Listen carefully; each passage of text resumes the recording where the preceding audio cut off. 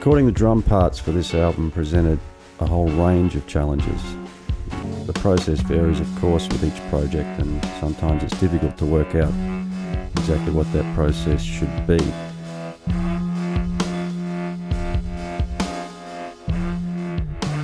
With the memory keys, there were 3 of us in the session, and a lot of discussion took place to establish a plan.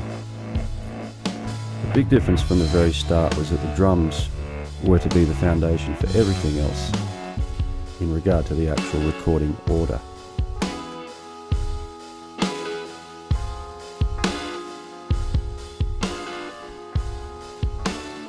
The drums were to be recorded first, so there was no guide track, which these days is very refreshing and very organic. I played everything accompanied by Dallas on acoustic guitar, so this was the basic format, and this required knowing the songs and then trying various grooves to fit each song.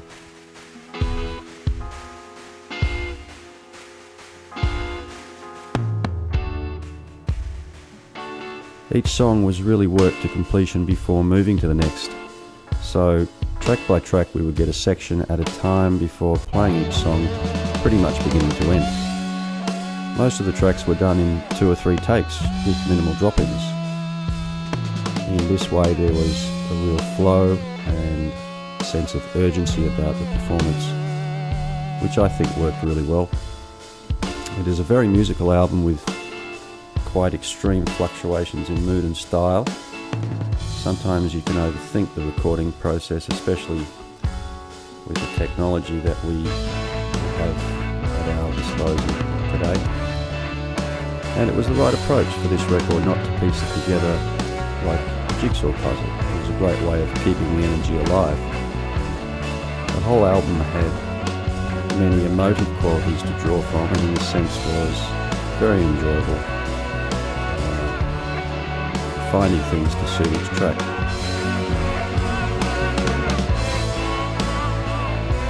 There was a real dark foreboding, for example, with Green Girl and Midnight Road. So with these tracks I didn't want to get to know them too well before recording them, so as to keep a sense of not quite knowing what's around the next corner. There was a toughness about both these tracks, so the drums needed to be assertive, but also with a sense of reservation and a sense of space. Between Wayne Dallas and myself, we basically wrote and recorded the drum parts in one session.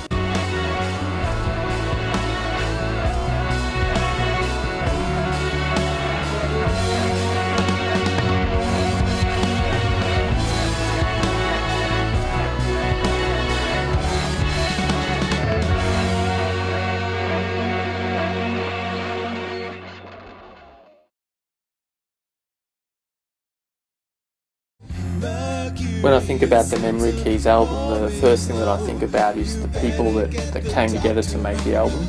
And Dallas loves to get people in the studio that he's connected with and that he has that relationship with to create something that's unique and something that's beautiful. And he'll allow people into that process of creating a song. So the song isn't finished once he's finished writing it, but it's completed once the recording's finished. And it's like every person in the studio puts their stamp on that song, and that's what makes the song special, and that's what makes it unique.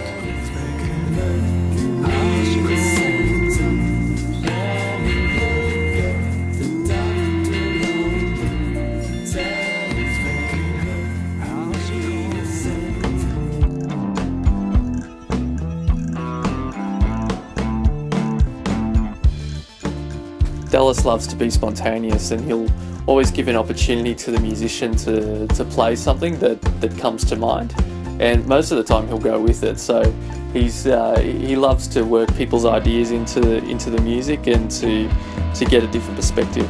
Some still are dreamers, some watch the clocks, some people wait for the sky to drop. The lovers seek shooting stars that fall somewhere out there on the midnight road. Somewhere out there on the midnight road. Somewhere out there. you can always feel a bit self-conscious when you get asked to play something on the spot, but when you're in the prototype music studio, you know that you're in safe hands, and it's just a great environment to be recording in, and to be working on songs with other people that are open-minded and so creative, and I guess willing to look at things in a bit of a different way. And it doesn't necessarily have to be polished, as long as it sounds good and it sounds fresh and it's got some spirit to it. Then I think that's what makes the Memory Keys such a special album.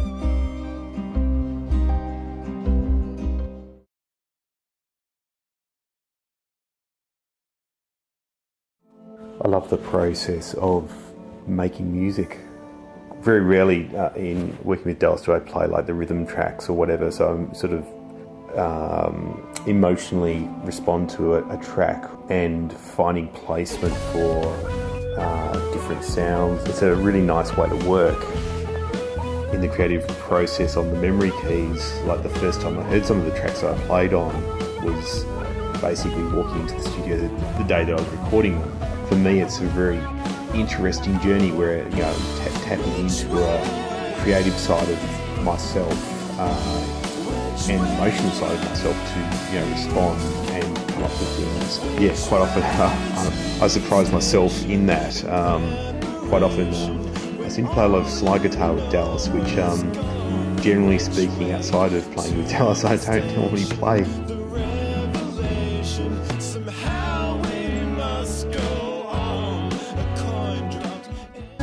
Quite often, a lot of his songs are very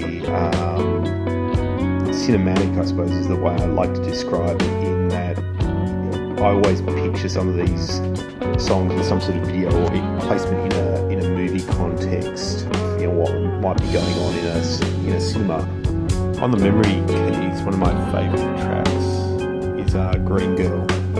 I think the thing with that track, I really got into the theme of the lyrics, the meaning of the song. It was a very easy one for me to play and respond to, and it was a fun one in regards I was playing one of Dallas's guitars on that track, because the guitar I brought along to the session didn't work.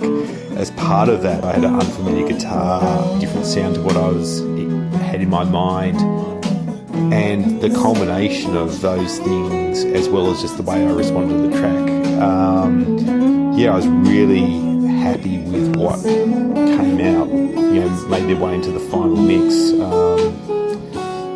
It was a really great experience working on that one.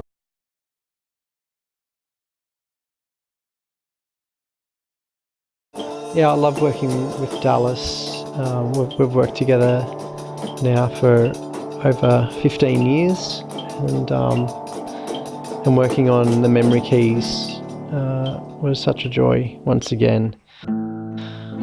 It's a very beautiful album, and there's a wrestling and journeying that Dallas goes through when he's forming his songs. He's always in search of the truth, and the truth isn't always comfortable, and Dallas is always, he's okay in sitting in that space, and when it's unresolved, he's always pushing further forward to find what that truth is. That's how he goes in life, and that's how it is in the studio as well. So one very cold winter night in 2016, I went into the studio with Dallas and Wayne. It was a journey in itself, just that evening, of trying to hear what was needed.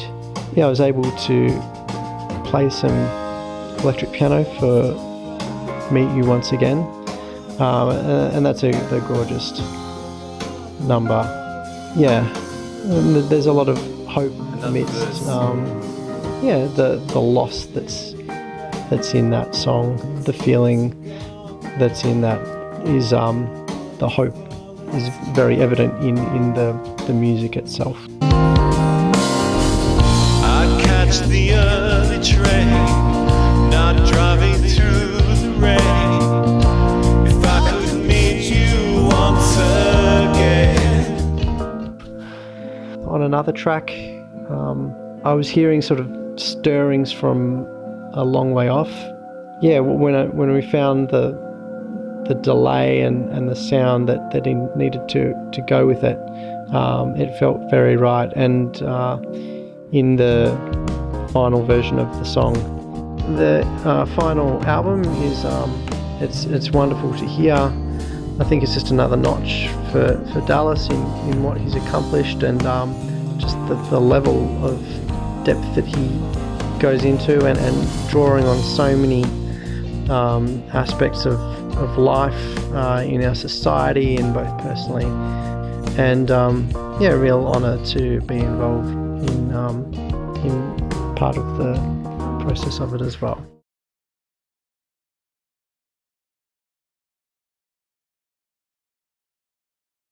I sort of feel like I came into the session cold, in the sense that I'd heard some very early basic demos with just Dallas and an acoustic guitar.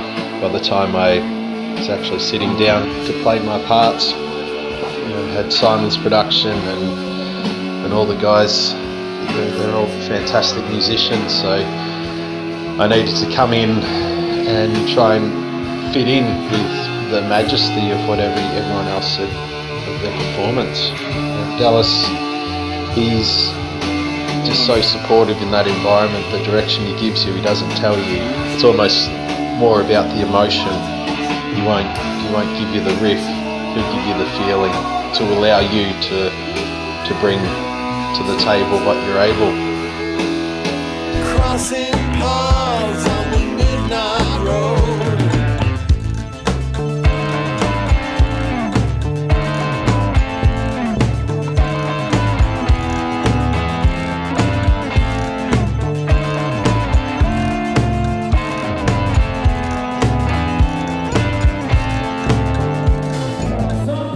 I almost feel like with something like Midnight Road, I was playing more to my limitation. We developed that and it came out how it came out. It's hard not to be in awe of his songwriting and his performing, and he has to be one of the most creatively open people that I've ever worked with. Some swim with monsters, some are rare. Some live the lives on, but there's no one there. Some peddle fiction if the truth be told. Riding billboards on the midnight road. There's no pretense, there's no bravado. It's just the emotion that he puts into it, and that's evident in this album especially. It's an emotional album for Dallas, as it was for us all. I think that comes across. But his ability to incorporate influences from when he first started listening to music through to modern day techniques and sounds on any one song. I can listen to it and hear everything from 50s, 60s, 70s, 80s and onwards. It's all encompassing, it's creative honesty. Which way?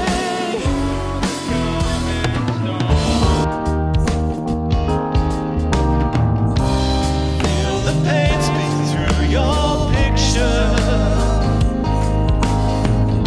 And we know love is somehow bigger. One of the things I love the most about this album is musically, straight away it grabs you, and the more you listen, the more you get entrenched in it. And then, for me anyway, eventually the lyrics started to come forward and to really make sense, and you start to realise that, wow, this guy's really got something to say. He's just making a statement of the current climate of things and how he feels about it.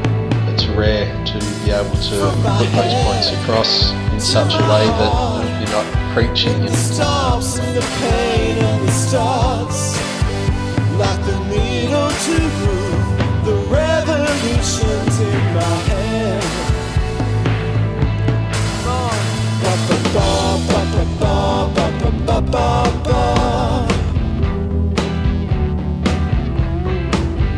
ba ba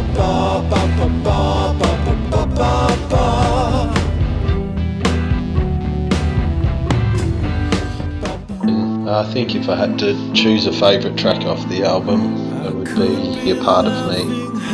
I just find the way that it builds sonically, it's phenomenal, and that's a testament to Dallas and Simon and the time that they've spent over many, many years honing their craft together and individually. Yeah, it's definitely a standout for me. As individuals, we all have people that inspire and influence who we are as musicians and artists. I'm just lucky that I get to call one of the people that have influenced me the most a friend.